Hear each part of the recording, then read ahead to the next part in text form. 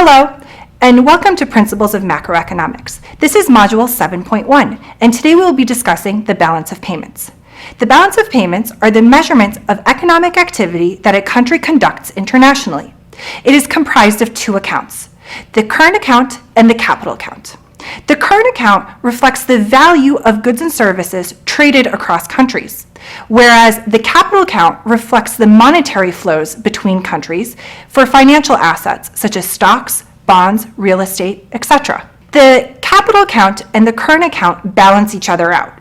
In other words, if one is in surplus, then the other is in deficit. We will discuss this concept in much greater detail in the next video.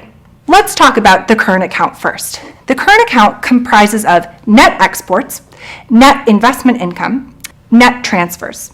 The largest component of this is going to be net exports. So that's why when we think of the current account, we really think mostly of net exports. There are a number of factors that will determine the current account. The first is changes in relative growth rates or national income.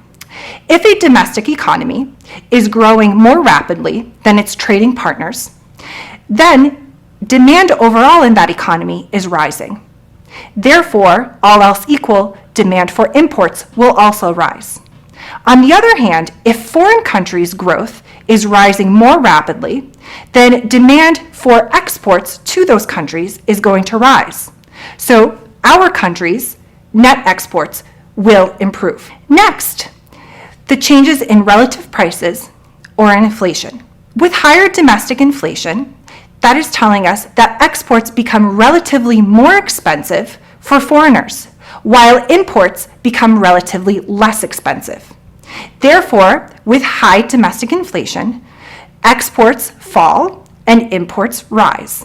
Next, changes in tastes and preferences. Here, the demand for traded goods is going to also impact net exports. For example, if country A's goods are perceived to be of poor quality, then the demand for those goods is going to fall.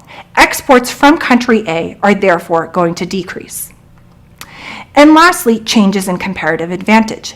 If improvements in access to technology, improvements in human capital, or decreases in costs of production change, then comparative advantage may change, and there will be a change in net exports.